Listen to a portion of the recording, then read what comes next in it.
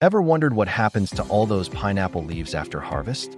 Well, they're not just waste, they're the future of fashion. Let me introduce you to Piñatex, an amazing plant-based leather made from pineapple leaves.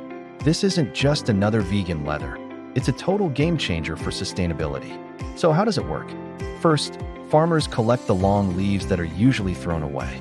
Then, the strong fibers inside are extracted, washed, and dried in the sun. These fibers are then processed into a non-woven mesh, which forms the base of Piñatex. Finally, it's finished with a protective coating, making it durable, flexible, and ready to be turned into shoes, bags, and even car seats. By using agricultural waste, Piñatex reduces pollution and provides extra income for farming communities. It's cruelty-free, uses less water, and avoids the harsh chemicals of traditional leather tanning. Isn't that incredible?